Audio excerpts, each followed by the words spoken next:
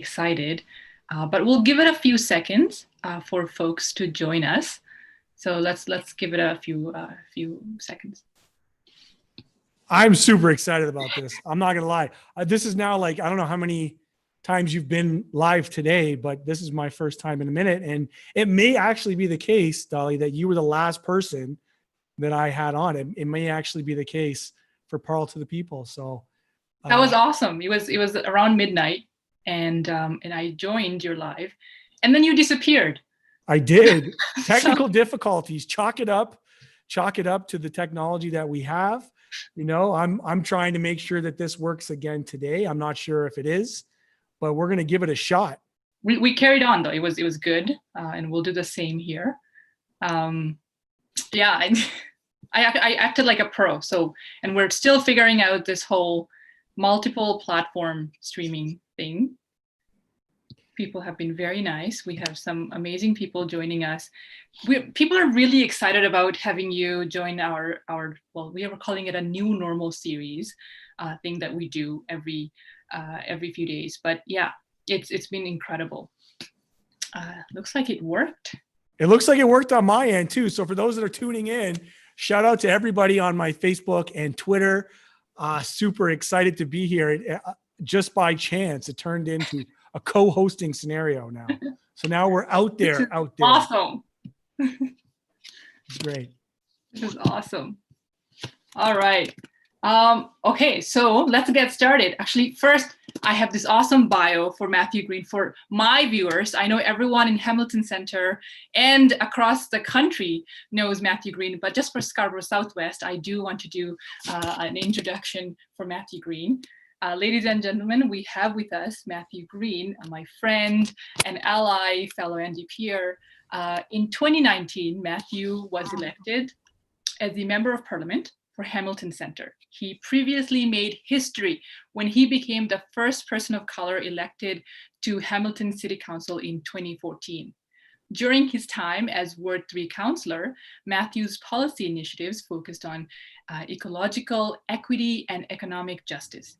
Matthew has a political science and legal studies degree from Acadia University and continued his education at McMaster University as well as Harvard Kennedy School of Government and Harvard Business School. Prior to being elected to City Council, Matthew owned a small business in Hamilton and most recently served as the executive director of the Hamilton Center for Civic Inclusion.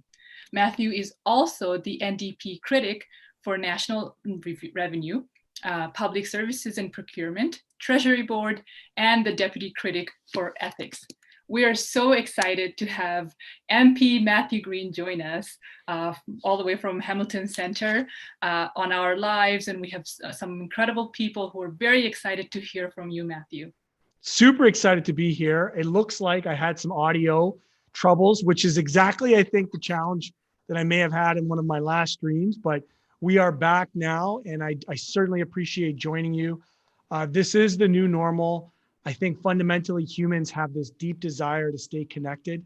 And one of the unintended consequences, of course, of COVID is the isolation that we've been facing, the uncertainty that we've been facing. And so to be able to connect people to the process of government like you are today is an incredible thing. And I'm super happy and excited to be here.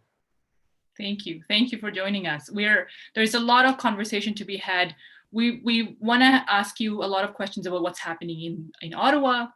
We also want to hear about your experience, as an MP from Hamilton Center. How has it been so far? What it's like to be an NDP MP, and talk about some of the success that you recently had as well with CRB now, paid sick days. Yeah, I mean, I'm sure.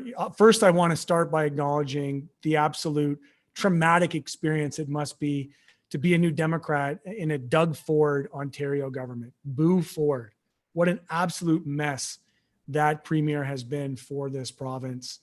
And I think we're seeing now the true Doug Ford rearing its head in terms of the lack of answering for the science, and being anti-science, being anti-evidence-based, and being this like folksy populist voice that muddled through the first bump of popularity in COVID.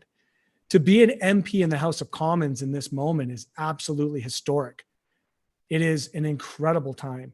We're fourth party opposition, but in a lot of ways, we've acted as the official opposition, where the conservatives have effectively spent most of COVID talking about China and talking about guns. The Bloc Québécois, Lord knows what they've been chasing in terms of their right-wing populist rhetoric. And yet we've just continued to chug along, fighting for Canadians, trying to ensure that nobody's left behind, trying to hold this government accountable to provide for the most vulnerable among us. And we've done just that. But before COVID hit, I need to be clear that in 2019, we ran on what is one of the most progressive platforms in a generation.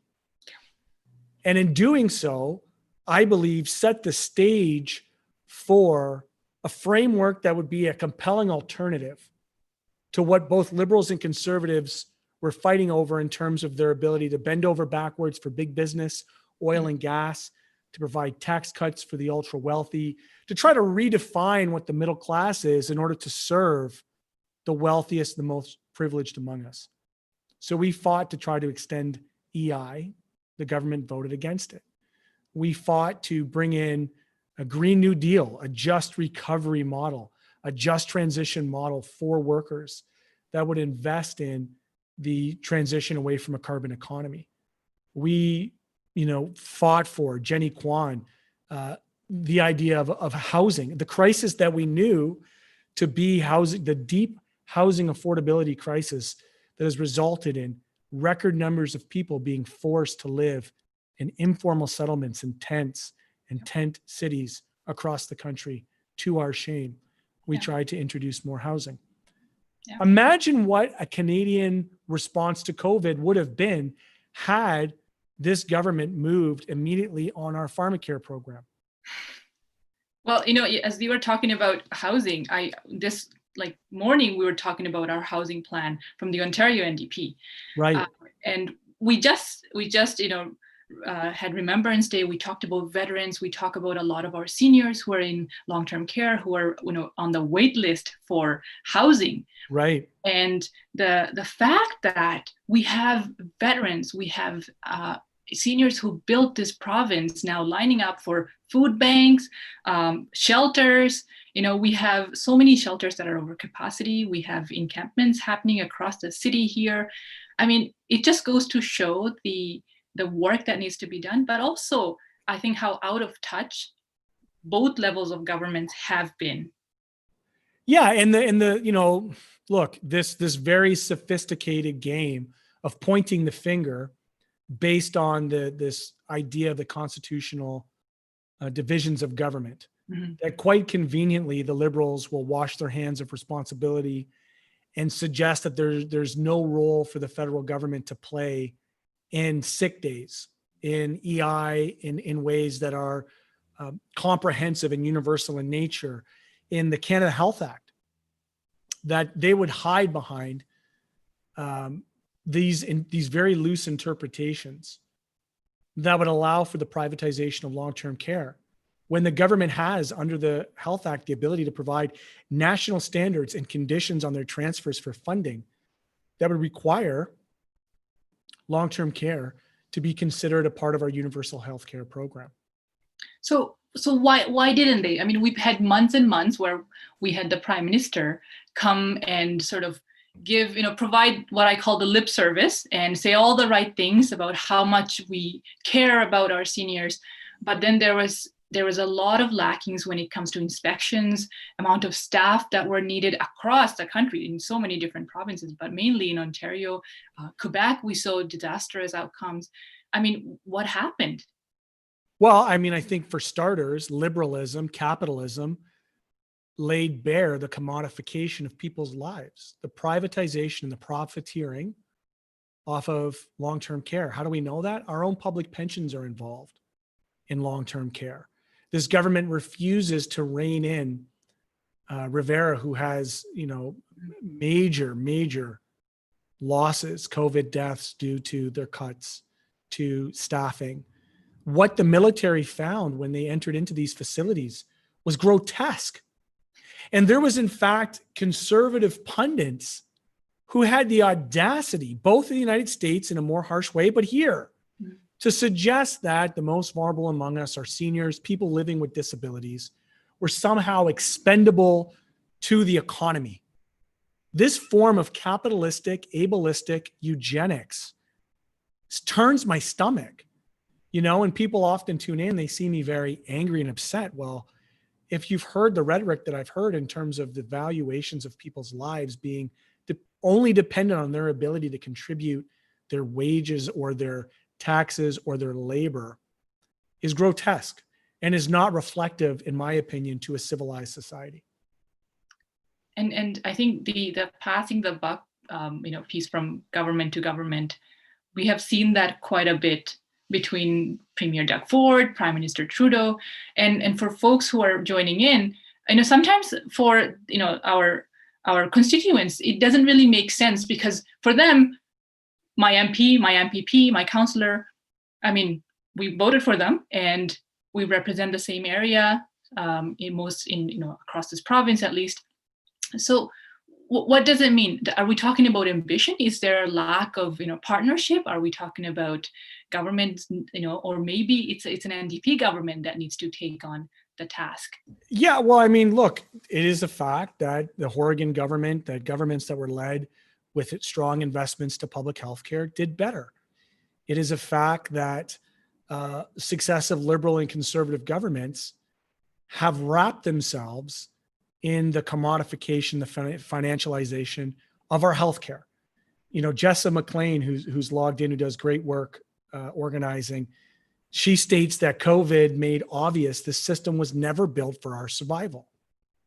That this idea that the free market will solve societal's challenges has been absolutely and completely debunked. That every step along the way, this government, the Liberal government in particular, moved mountains to unleash record amounts of taxpayer dollars, $750 billion in regulatory loosening and liquidity supports. What liquidity supports mean? They gave taxpayer workers money to big banks to lend back to us at interest. At interest. Wow. When you look at the commodification of housing, people are commenting about how one of the gaps is that we haven't done enough to include social housing or to stop evictions, rent evictions, COVID evictions. And they're right that, we haven't done enough as society to ensure the decommodification of housing. People are now, and I'm sure this is probably the same in your community, but they're being confronted with homelessness in ways that they've never had to see it before. But that doesn't mean it hasn't always existed. Let's be clear about that. Mm-hmm. These symptoms have been pernicious and have eaten away at our humanity for decades. COVID has just put it out in the front and center, where now we're having tent cities, we're having tents in parks and playgrounds. That is confronting our sensibility as Canadians who only see these tropes of skid rows or slum villages portrayed in Hollywood and like Los Angeles or New York, or these places that are somewhere else. But when you see it in downtown Hamilton or Toronto or Scarborough or wherever, you're forced to the realization that our economy by design is founded on excluding people from the workforce and keeping our unemployment high so that wages remain suppressed. We had so one of the things that we continue to hear is the amount of money the government has, invested or spent during COVID. Right. And you just talked about how, the foundation of things before COVID started was very fragile, which is why it hit a little bit harder when it comes to our long-term care, healthcare, housing, all of it. People are affected much, much harder when when COVID hit. But the amount of money that the government's spending, I talk to local residents who sometimes call us about the CRB or their EI, or the fact that a lot of people who tried to get CERB then were, getting clawbacks from the province.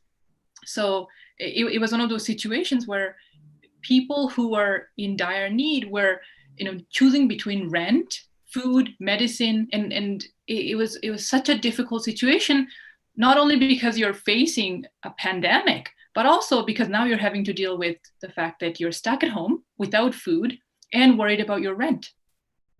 Yeah. And you know what? That's been by design. That has been by design. Look, there are people, not everybody experienced this equally. This idea that we're all in together, Team Canada, is complete and utter nonsense. The wealthiest among us have made out like bandits. $37 billion to the top 10% of this country.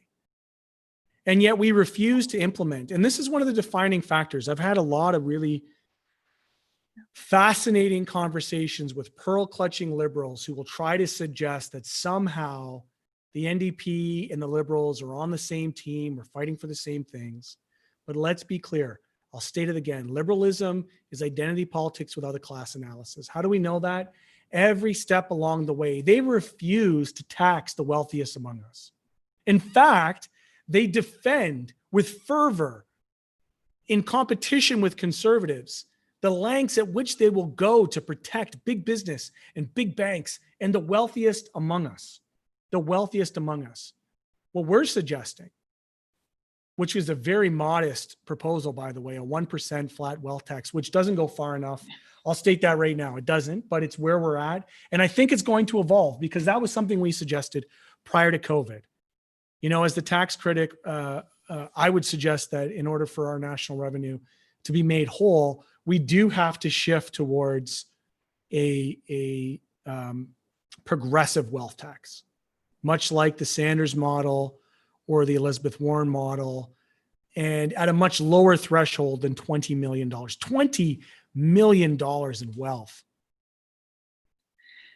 right? Wow. And so there's an obscenity in Jeff Bezos becoming a trillionaire. There's an obscenity in Galen Weston being involved in bread fixing, the price of fixing the price of bread while getting money from this government, you know, $12 million to fix their fridges and then rolling back pandemic pay.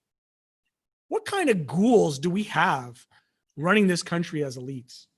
I was just about to say that we in the middle of the pandemic, we lost a PSW in Scarborough, a Filipino woman who's dedicated 30 years, I believe, to serving, to taking care of elders, and she died of COVID because homes lacked enough PPE, and we had to fight for PSWs, for essential workers, to get a little bit of a top up. And even then, not all essential workers got it. A lot of healthcare workers didn't even get it. And here we are talking about, billionaires making even more, the shareholders getting even more profit from these homes, from even bailouts from governments. Right. Yeah, it's disgusting. And shout out to SEIU, shout out to Unifor and CUPE and others. Organized workplaces, let's be very clear, were by far the best position to defend their workers. Unorganized workplaces got absolutely railroaded when it came to workers. UFCW did phenomenal work, for frontline grocery workers, healthcare. Obviously, we mentioned SEIU and Unifor. And it is also true that at every step along the way where I tried to push this government, the ultra woke Justin Trudeau, because it's 2018, 2019 government, to provide disaggregated race-based data on the disproportionate impacts on COVID, what we know to be true is that disproportionately it has been gendered and it has been racialized and it has been targeted on low-income people in those three intersections. Yeah. Right? And yet here we are where this government refuses to close tax loopholes, refuses to roll back wealth on pandemic profiteering at the expense of the sacrifice. And I'm going to say this in a very particular way, the social murder of our frontline healthcare workers in our service sector, because that's what it is. Our seniors who are precarious in long-term care. That is a form of social murder. Those were decisions and policies that were made and continue to be made at the expense of the lives of people for the benefit of profits for private corporations. As you say that, I'm thinking about Christine Mendegarian, who we lost, but also many other essential workers. And this morning we woke up to a huge number, over 1,500 cases. We know that deaths in care homes have doubled. We also know that cases might reach up to 2,000 per day. Right. Which is 3 times more than our first wave. And I want to take a moment and just say, we heard Doug Ford, Minister Elliott talk about how prepared they were and how they wanted to, how they would dodge questions from the opposition about the preparedness, the medical advice they were following. And then last night we found out they weren't actually following medical advice either.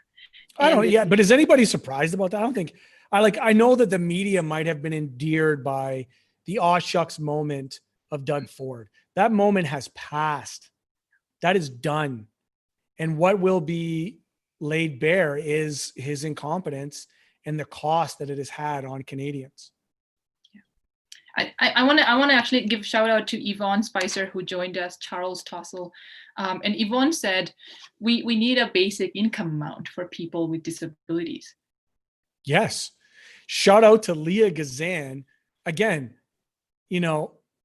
this is work that has been done based on the fundamental failures of capitalism and liberal and conservative governments pushing austerity for the benefit of the ultra wealthy.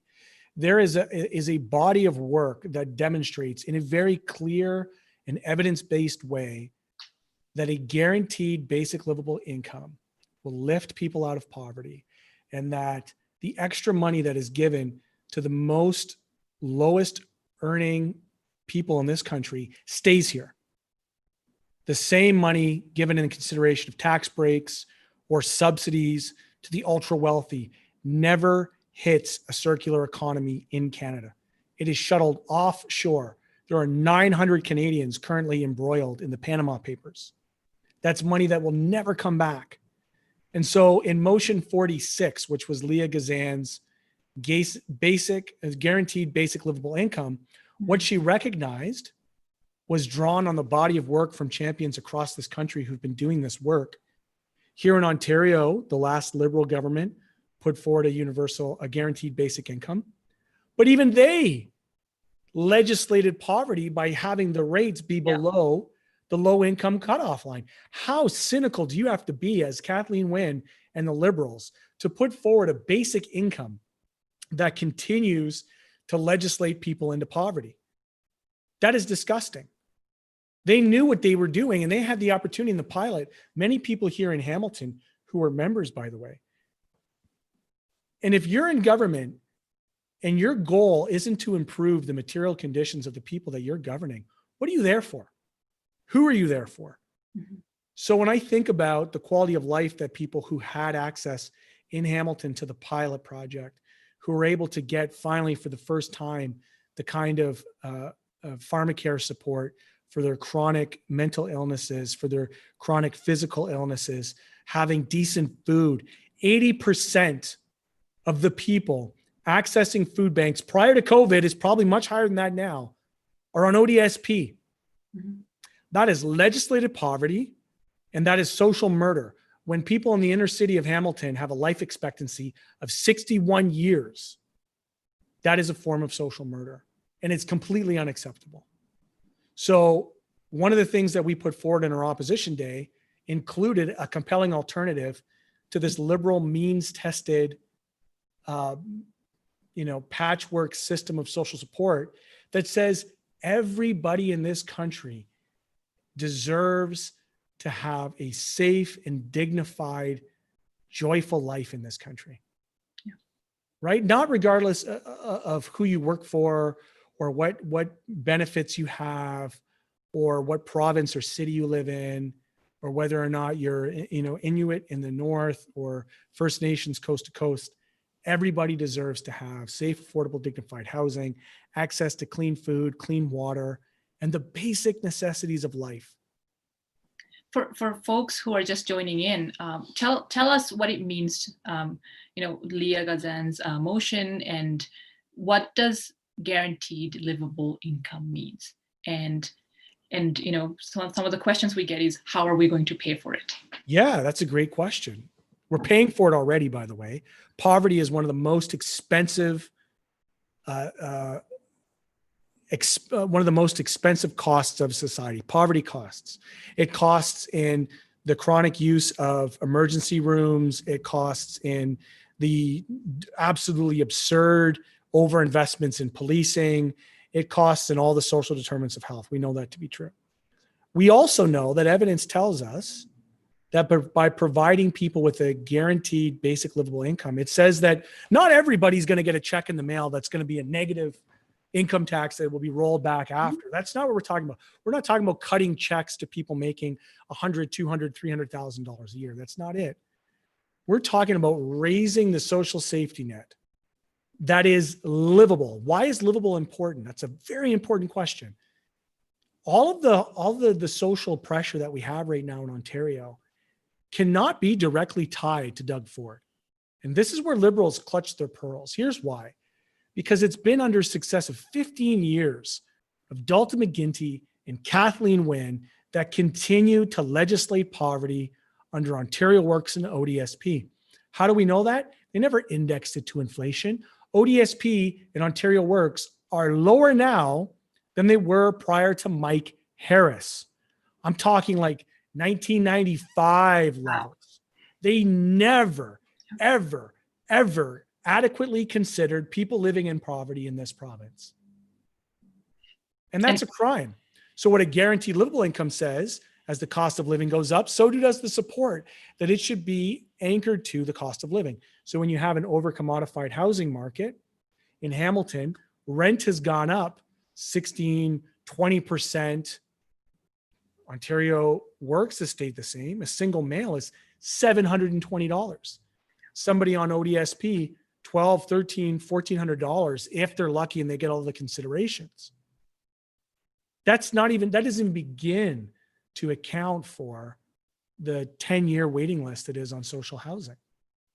As you're saying this, there's a lot of constituents of mine who come to the office in tears.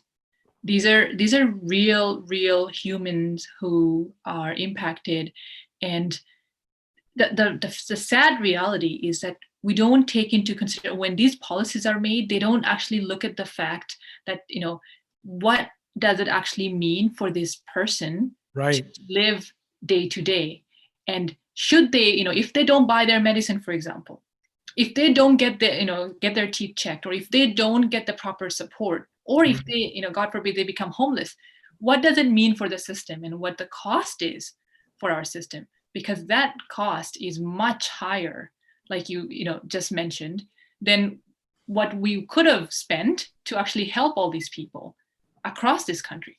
When you look at, so the NDP came out and it wanted to deinstitutionalize mental health. Under Bob Rae, there was a caring, compassionate policy to reintegrate people living with crisis in mental health back into communities. That was the intention. Under Mike Harris, though, they were never provided the type of wraparound social worker supports that was originally intended for the deinstitutionalization of mental health. So in Hamilton, the Hamilton Psychiatric Hospital, when it deinstitutionalized, privatized mental health and essentially warehoused people within about 5 city blocks of downtown Hamilton. So we have long-term care, but we also have this overproliferation of group homes and the second level lodging homes, in which they're called, which has never adequately provided for the significant gaps in mental health. We essentially privatized it. And with privatization comes the cutting of costs in order to drive profits. That is a formula that has been proven time and time again in capitalism. We know it to be true. It is just a fact. And when you fast forward to today, when you look at people who use drugs, or without trying to pathologize it, people who are addicted to drugs, who are dealing with addictions, who are dealing with things like fentanyl and carfentanil and the opioid pandemic, which again has been ongoing in this country for the last 5 years, longer, but in the last 5 years. And you do a parallel about the pandemic of COVID and the deaths of opioids, they're pretty closely like related in terms of the mortalities. And yet we still don't have an adequate system that invests in mental health, that provides people with primary care and mental health to be able to invest in the social determinants of health before they become homeless. There is a direct social science that links poverty, low social assistance, ODSP, cuts to social safety nets, to homelessness. We don't got to guess on that. We already know the outcome, which means when these governments, successive governments, continue to do this stuff, Doly, they're doing it knowing what's going to happen. Fundamentally, the most haunting call you and I will ever get is somebody facing imminent eviction, the panic, the uncertainty, and the crisis that they are facing. Yeah. No, this morning I had someone who did face that because he lost his job during COVID, and it's been the story of quite a few of my constituents in Scarborough Southwest. I want to share what Charles wrote. Actually, Charles said we cannot be losing out on our benefits, and then he added that guaranteed livable income needs to be the equivalencies of the poverty line plus another 10 to 15% added. Then another $500 per month for people living with disability at the very least. I've been on ODSP for 19 years. Charles, we hear you, man. This is something that we will be fighting for. We will continue to fight, whether it's the provincial level, and I'm sure Matthew has the same on the federal level as well. Yeah, I mean, you've been doing that. Look, I mean, I regretfully lament what an Ontario would have looked like under Premier Horwath. Like, to think about facing COVID. I think that if Ontarians were to go to the polls knowing that COVID was going to be a thing, we would have a new Democratic government. I believe that in my heart, and I hope that to be true in 2022 when the truths of the failures of this Conservative government become even more apparent. Yeah. And it's also true that, the effect of being disenfranchised through poverty, that the system that makes you cling onto your very survival keeps you out of actively engaging in ways that might help you change policy. Now, I have seen some of the most beautiful things emerge in my community. People living with disabilities, disabled people, organizing to support other disabled people to fill the gaps in government social programs. I have witnessed online organizing, people bearing their soul, grappling with extreme crisis and taking care of one another. That is who we are at our best. And at our worst, we are the photo ops that have been mentioned in the comment section. This idea that philanthropy and the ultra wealthy will throw us a bone or break us off some crumbs is ultimately the greatest lie that capitalism will tell us. Well, as you say that comment, I'm thinking about Prime Minister Trudeau as he joined, whether it's the Black Lives Matter movement or any sort of movements you see by any Indigenous communities fighting for their rights, for water, for land, and he will just join in with the best sort of performative activism. Yeah. And the aesthetics, the theater of the Justin Trudeau sunny ways, I think, is a veneer. It's a veil that has been pierced. It is a veneer that has been tarnished. It's, for those that are paying attention, except for the rabid partisan liberals that are out there who just refuse to believe in the lived experiences of people who have been harmed by Justin Trudeau, that I think people are like, the honeymoon is over, At least when they vote Conservative, they know what fire they're jumping into. And you can see that in the province right now. You can definitely see that in the province, whether we're talking about, following medical advice or long-term care or the environment. We are seeing in the middle of the pandemic, the premier tried to, really sneakily get rid of some environmental impact assessments, give his developer friends a lot of, openings to go and do whatever they want for their profit. And ultimately, the sad part is with this kind of governments, it's there for themselves and for their friends. And that's what we're seeing with the conservative government in the province. And I'm sure with Prime Minister O'Toole, it would be something similar to that. And Trudeau, look, I mean, let's be very clear about something. And I'm not sure if it was Peggy who logs on to my Peralta people all the time. Shout out to you. I can't remember exactly who this was, but they shared this to me very early. They shared that if you want to know what the Doug Ford government is going to do, just visit the Ontario Chamber of Commerce that they rolled out on the eve. Remember Let Them Eat Cake? Rocco Rossi, I think it was.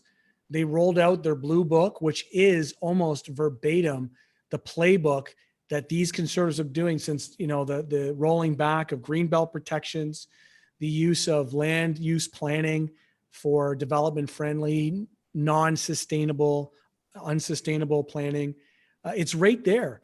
But it's also true that Chrystia Freeland just a week and a half ago was at an economic global forum with the world's biggest banks and Canada's biggest, wealthiest corporations, Bay Street Plus, telling them that they were going to cut off supports, that these programs were not going to last, and that we should expect things to get back to normal. And what they meant by that is back to austerity.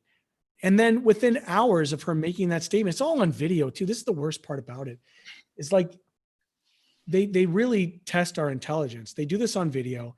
And then a few hours later, Chrystia Freeland, Deputy Prime Minister, is on Twitter telling Canadians they will always be there for workers. Wow. But that's just not true, is it? How do we know that? Because they continue to leave people behind. Students, people living with disabilities, seniors, entire Indigenous communities, entire sectors and industries, small business owners left out. So then to actually talk a little bit about support for students, because one of the hardest hit groups were students, and then obviously they got pretty much left behind during this WE scandal. Yeah, this government will say that they invested they love big announcements, something like $9 billion or something stupid like that. But at the end of the day, that is not the case. They make announcements and they make it damn near impossible for people to access it. When it came down to the WE scandal, $500 million, they were going to spend $50 million siphoned through this organization that, as history will tell, folded like a cheap tent under the weight of their own insider dealing. Like, the Liberals can't help themselves from helping themselves. So what they did was create this scam, and it's self-owned. If it wasn't for we, Justin Trudeau would be riding on the mountaintop. We would have already been in an election and he would have gotten a majority. Mark my words, that would have been the case. But and they were paying we. I'm sorry? They're paying we as well. They're going to pay we a huge amount of money. $50 million in admin fees. Wow. Now, here's the key. This is the crux. This is the difference between Liberals and New Democrats. Here it is. That the Liberal Party uses the guise and the aesthetics of what I call faux-gressivism, feel-good politics, to allow the wealthy to do this kind of savior complex philanthropy, this poverty tourism under the guise of volunteering. So they bake up this scheme that essentially takes volunteer hours and then gives students an honorarium. Now, here's the fundamental philosophical question I want people watching this to answer. Can you volunteer under duress by definition? I would argue no, that by definition, you cannot be compelled to volunteer. By doing so, you're no longer volunteering. What would compel you to volunteer? Poverty, not having the ability to pay. Only those who could afford to volunteer and pay tuition have the privilege to enter into that programs. Those who don't are being compelled. So if you're being compelled under duress to volunteer for this program in order to get a meager couple $1,000 for your tuition below minimum wage, then I put to you, is there anything ethical about this program at all? And I would answer no. There is nothing ethical about the We Scam program that they set up to exploit either low-income students or to prop up high and middle class earning students without the need, when they could have taken that $500 million and rolled it out into non-repayable grants and tuition waivers directly to the most vulnerable students immediately. And they could still do that today, and they still refused. Wow. And I think even now we have students across this province. I can speak for Ontarians, a lot of students who have reached out to us from OSA to CFS.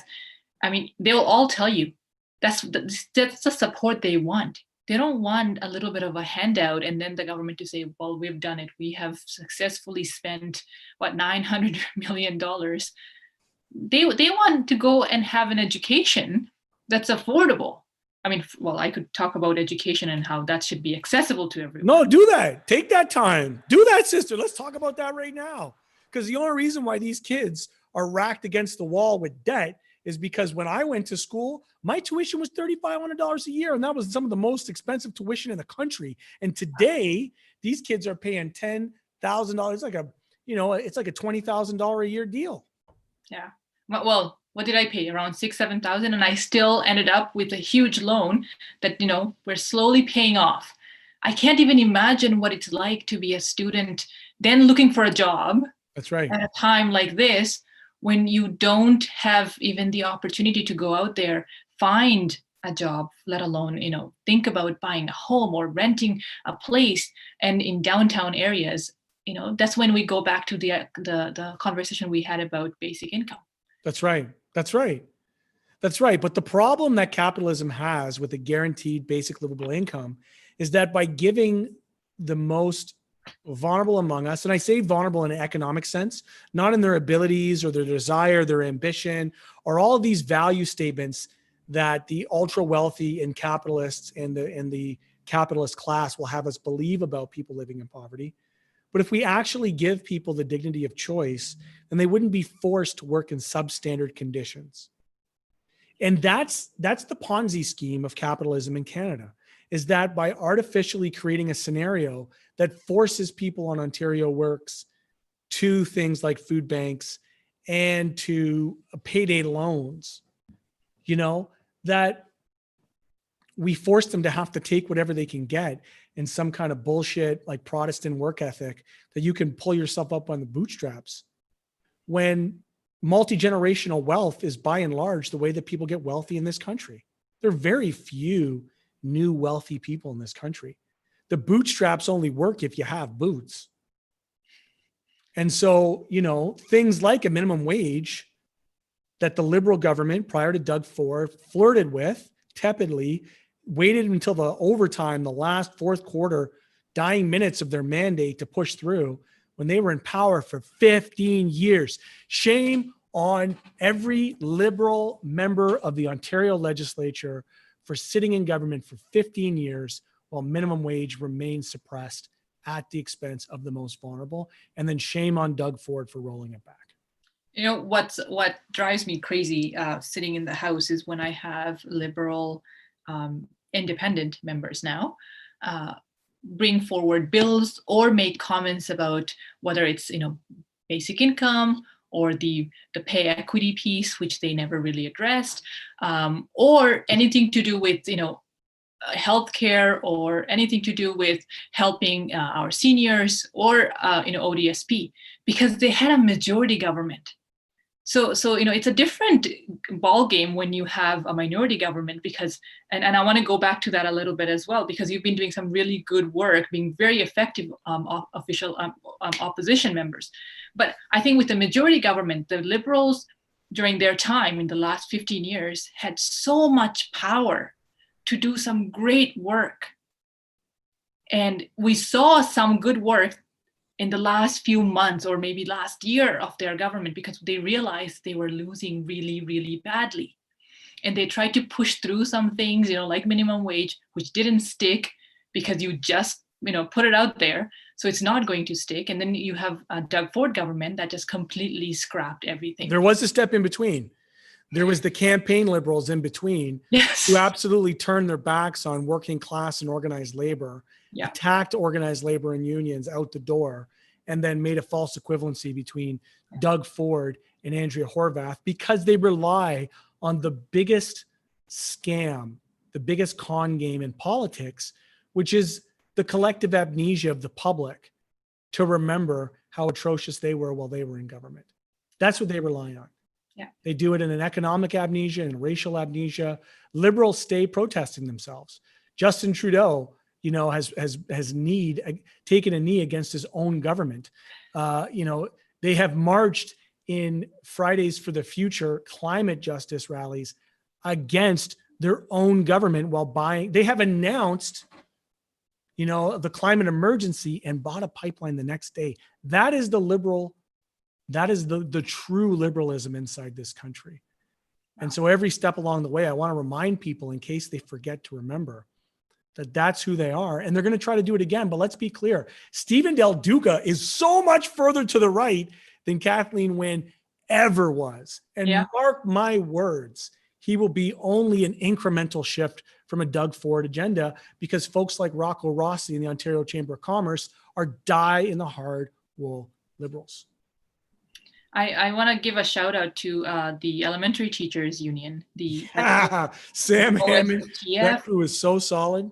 Yeah, they have been fighting hard even before the pandemic started, just fighting for our students, fighting for quality education across this province. And then obviously during this pandemic, we saw the government basically throw kids just put their lives in danger, Yes.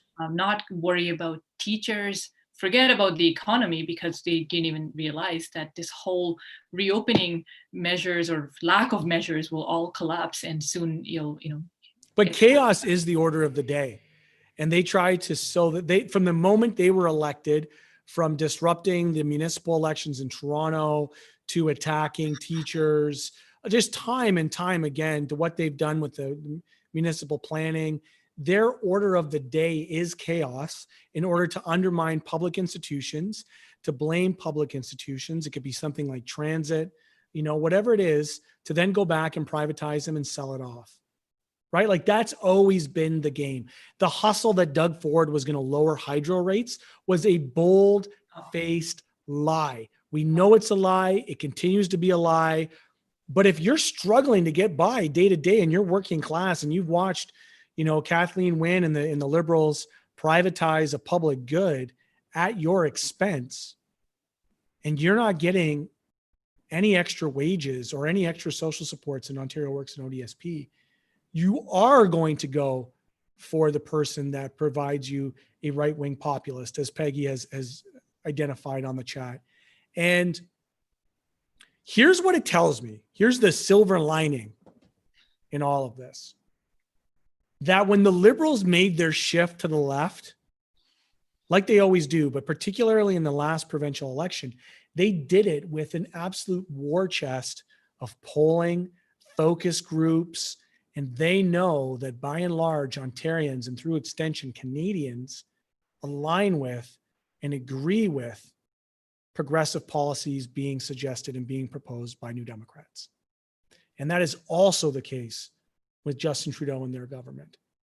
The disconnect, though, for the people that are watching, is that they will say it, but they have no intention of doing it. They talk about EI.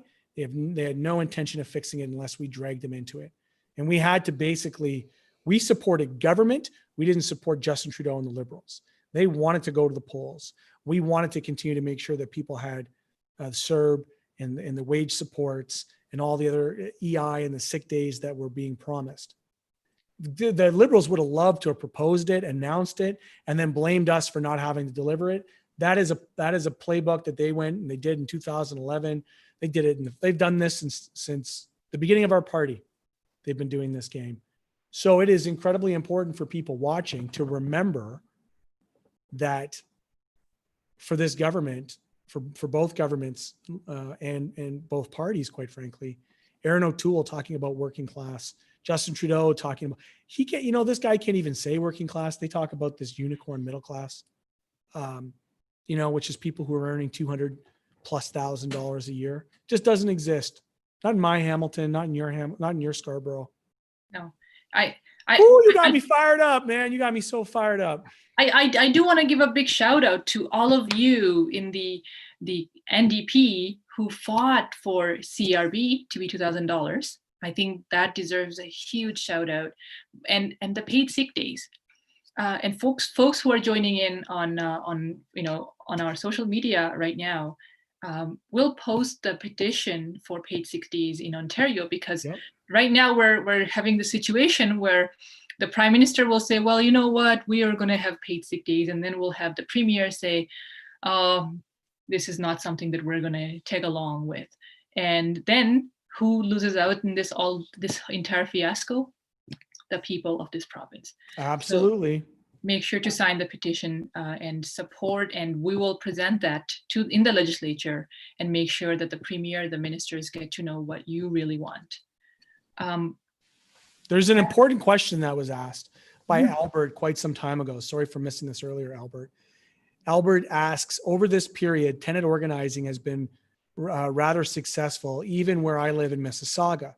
I find that the common, non-poor, non-caring sector, the public in his hometown, to not care about poor tenants facing bed bugs, rent evictions, and now COVID. Do you think we will ever get most of his hometown from not caring to care? I would offer you yes, Albert. I am hopeful that Canadians choose a more caring and compelling alternative in their government.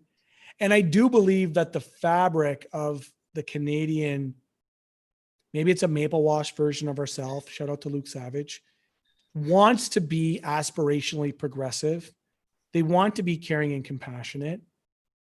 The challenge is with liberals is it only happens up until it actually causes its disruption in the status quo. And well, the way I'm seeing it though, to Albert, is that you have to also believe in grassroots organizing, because what we saw with tenant organizing in Scarborough Southwest, as well as just next door in Beaches East York, where people successfully, saved their homes because they organized, they came together, and managements that were being brutal, that were threatening people, going to people's doors with a machine to, say, pay off, otherwise you're evicted. People organized, people came together. And yes, we had COVID at that. I mean, we're still facing COVID, but people organized and it worked. Right. The premier didn't make it mandatory. There was no actual consequence for eviction. Like, he will come and say the nice things in front of camera, but he didn't actually mandate a lot of the things. So, evictions were happening, but Right. people organized and came together and supported each other. And I think it's so important, because that's also that level of organizing. You can take that further and make sure that you have governments that works for you. You can take down governments that don't work for you. We also had another comment actually from Ward Smith, who said basic income is a moral issue, not an economic one. Yeah. 100%. Yeah, no, it most certainly is. It most certainly is. The challenge that we have in the shock variable of COVID, though, is twofold. One is that in 4 days, this government put $750 billion of liquidity into the private sector, didn't even blink or flinch. By comparison, they only put somewheres of $80 billion into direct supports through CERB. So workers, $80 billion. Big banks, damn near $800 billion without blinking. Wow. The economic redistribution in our country is a moral question. It is an ethical and moral imperative for sure. And it's also true that by doing the right thing, we would save the federal coffers and the provincial coffers. Jay, shout out to Jay. He pointed out quite rightly that the average legislated poverty of ODSP, comes in at around $15,000 a year. To incarcerate somebody's over $100K a year. That's just a fact, right? And so that's paying for tuition 4 times over. That's housing people for multiple years. That's all types of things in which our government is already expending on, because the counter argument to doing the right thing is often, well, how are we going to pay for it? And my reply, the economic reply to that, is that we already are paying for it. We really are, in the cost of the social determinants of health. And so this is about a redistributive model that is a more democratic economy that takes care of, to use a Jeremy Corbynism, the many and not the few.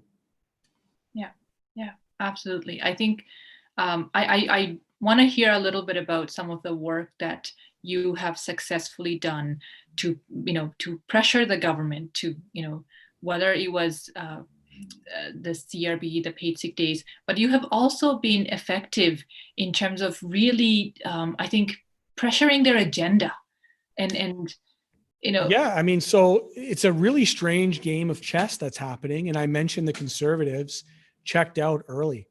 I don't think they had they're so far out of their depths in trying to provide solutions that actually take care of people.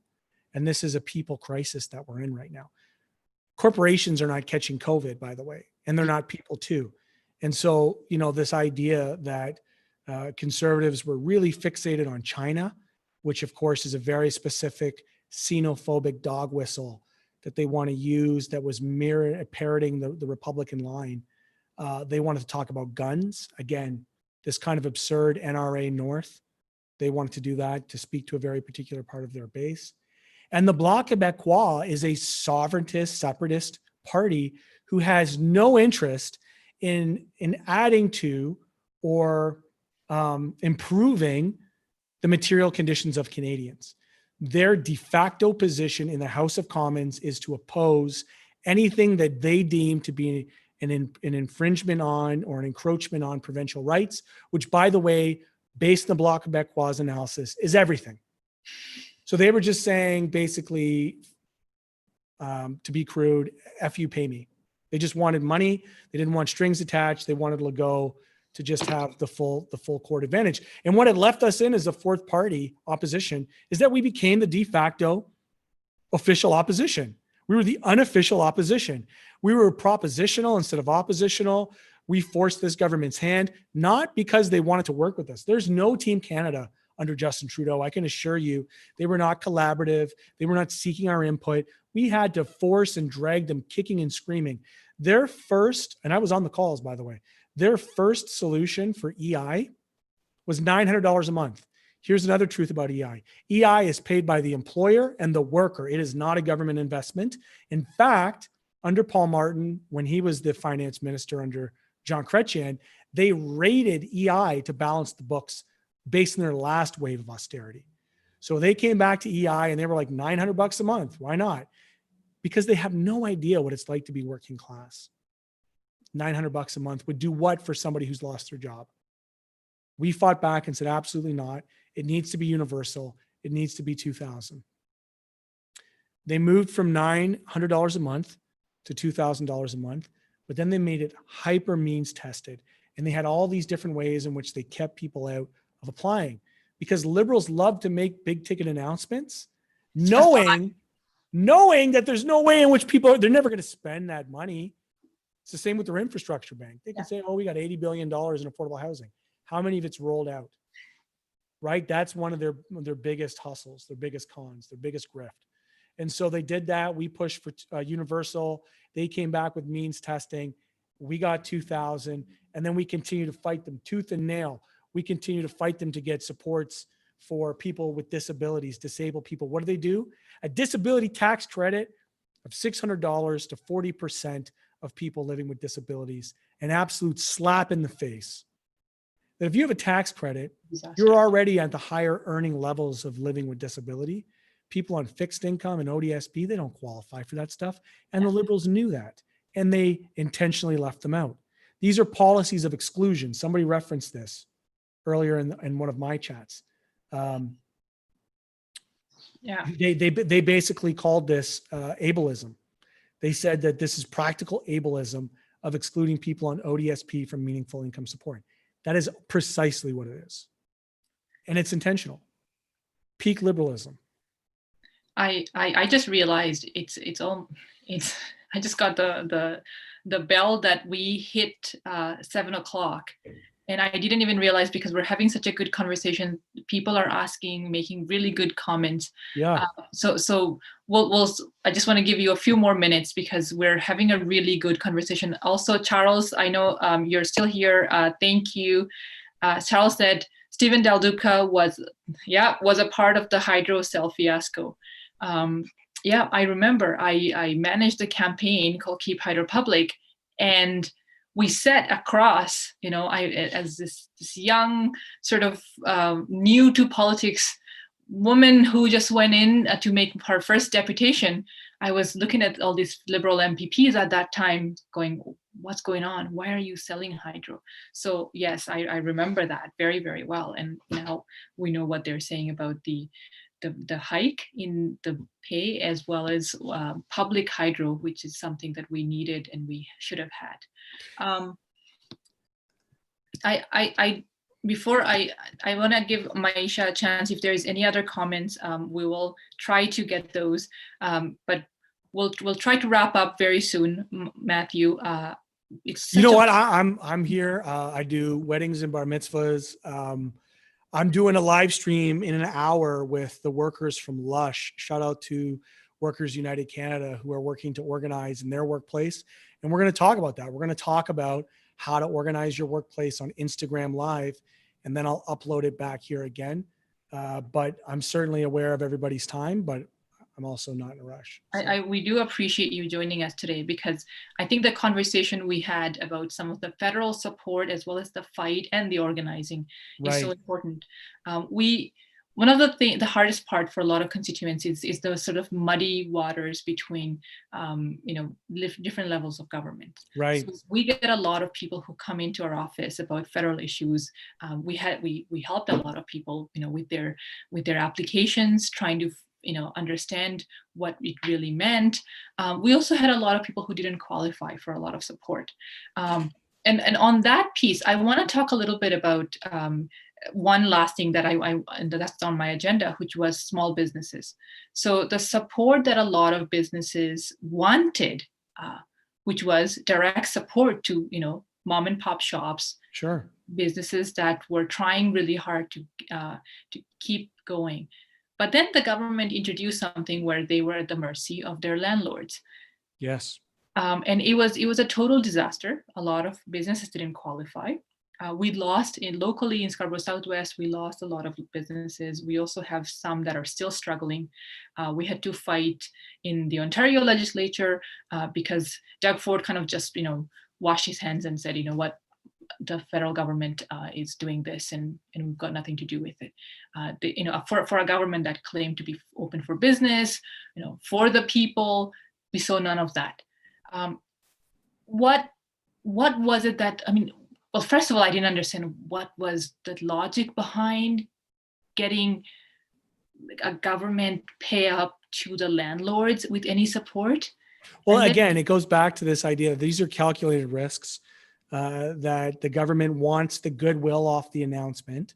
So they really want to go to the public and say, we're supporting small business. They'll make a huge show about how much we're going to invest this much money on the wage subsidy or on the commercial rent abatement program, knowing that people just won't be able to access it.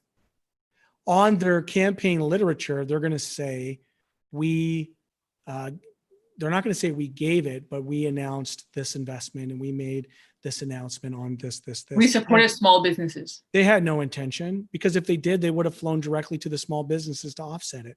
And if you look at all the ways in which people had to have corporate accounts, so all the mom and pop sole proprietorships, they needed to have,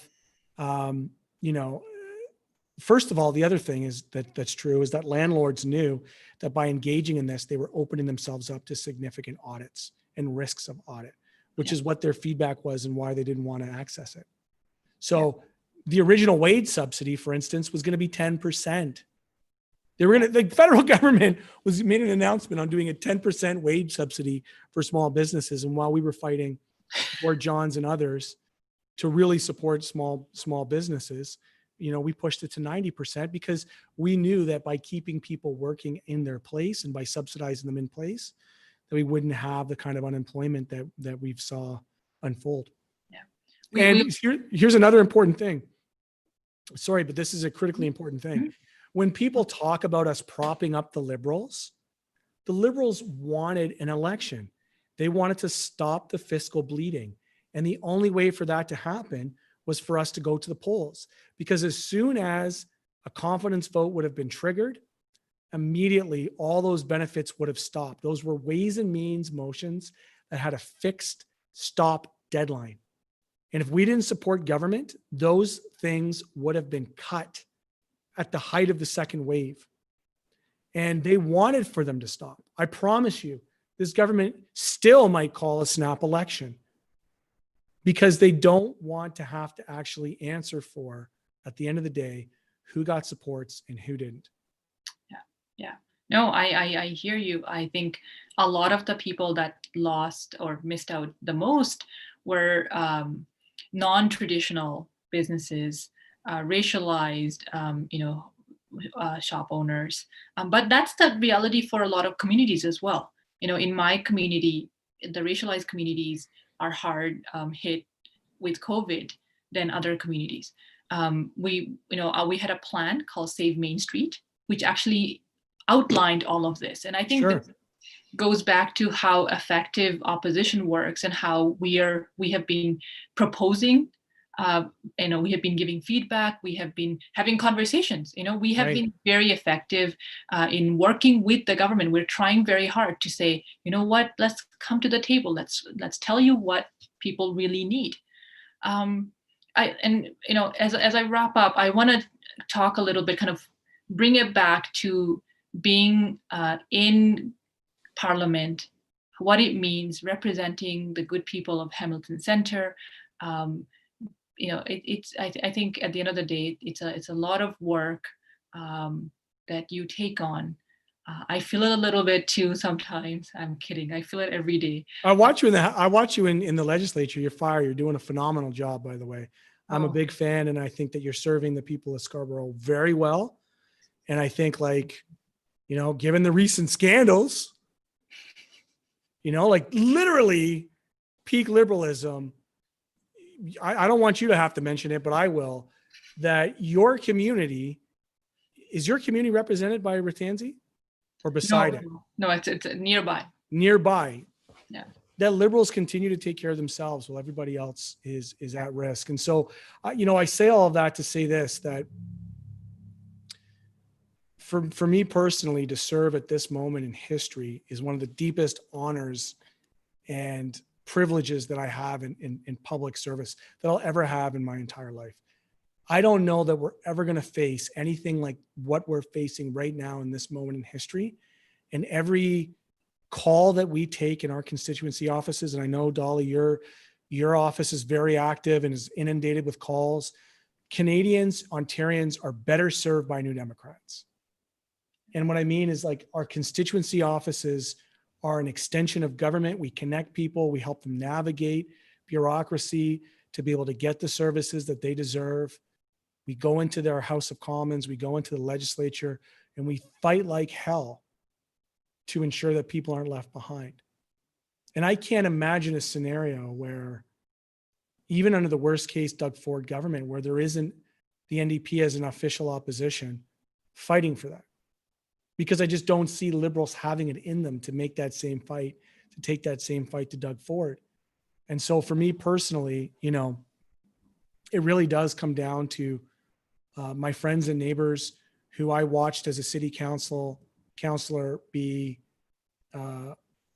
brutalized by this economy, be left out by government. And as a city councillor, I felt like I was only treating the symptoms, right? Like I was just putting Band-Aids on gunshot wounds. And I need to go to the structure. I need to go to systems changes, right? Like you're coming from the engineering background, and that we got to look at the whole power grid. It can't just be an outlet. You know what I mean? It can't just be a socket. We got to go to the source of the power, and we need to make sure that it's equitably distributed throughout the entire province and country. No, not an engineer development, but I did manage the hydro campaign. So it was a strange sort of mix I have. But yes, I as you're talking about it, I'm thinking of the amount of times I have. I think it's a strange feeling to be able to bring all of it together and figure out how to best serve agents every single individual that you represent in your writing, because we have one thing that I've been working on a lot lately is child poverty. Yeah. We have one of the highest child poverty rates in the city and in one of our communities. And that means, so many different factors, whether it's at level of education, future possibilities, food, security, all of that. And that amount of responsibility, and I think it also adds on with the fact that as a brown woman, I saw my community come together. I saw different ethnic communities. I saw, whether it's Black, brown, white, so many different individuals who believed in me. And I'm sure you had the same thing as well, that came together and put their blood and sweat literally to get me elected. And then you feel this responsibility. And so working against this government where you have people like Doug Ford, who I don't think understand it. I don't think they get it. I don't think they actually get what it means to work for people, what it means to represent the needs of local community, what it means, to feel poverty, to actually go home and go to sleep hungry, to be able to worry that if your kids are going to have a breakfast or not. And I don't think they get it. And sometimes in the house when we're debating certain issues, I think I just lose it. I've had moments where I'm trying to kind of situate myself and say, is this actually happening for real? Mm-hmm. And so, you just got me thinking a little bit about what it meant being a representative for Scarborough Southwest and for the people here, because it's just been something else. I think I'm honored and privileged to represent the local community that I do, but I just became a little bit emotional right now. It just because you're fighting for people's lives. Yeah, and we have governments that don't understand it, and they don't care. They're fighting for people's pocketbooks. It's a completely different reason. People don't run to be New Democrats, to get a big job somewhere when this is done, or to snatch power. Like, we're doing this because we fundamentally believe in a just and equitable society. And liberals and conservatives alike are only interested in maintaining the status quo under a false dilemma of Coke versus Pepsi. That's it. So, if there's anything, that I could say to that is, like, if somebody can sit in that legislature and experience what you've experienced and not become emotional about it, then they're just they're a ghoul. Like, they're a heartless person.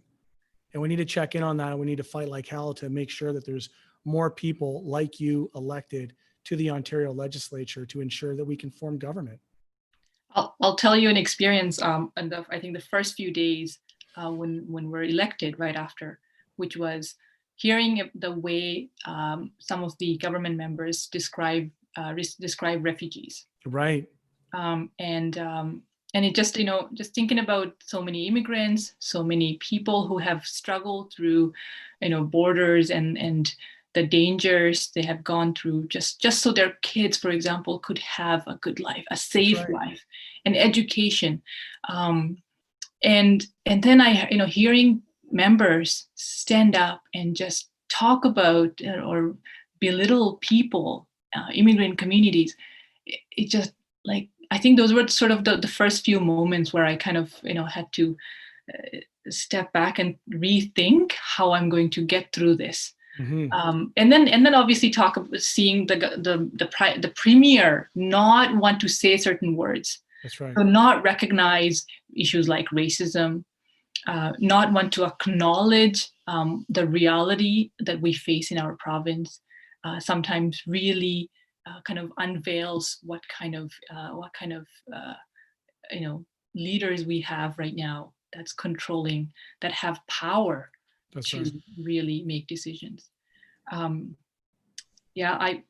just got another message from Ruth that I want to share, which actually, thanks Ruth. This is going to make me laugh. But one of the first things that happened was this, actually. Ruth said, how about buck a beer, which took half of the raise that was meant for social services and pensions. Yeah. That was one of the first things, Ruth, that we had to deal with. Meanwhile, we were talking about ODSP, we're talking about wage enhancement grants, childcare, and then we had the premier focus on buck a beer, and it was mind-boggling. Yeah, but I digress. So, well, I mean, but that's an important point, right? Is like populism is the politic of the day. And if we learn nothing more from this Doug Ford government, is we need to find better and more effective ways to speak to people who've been disenfranchised and left out, to speak to working class people. We need to find better ways to share our story of a more compelling alternative.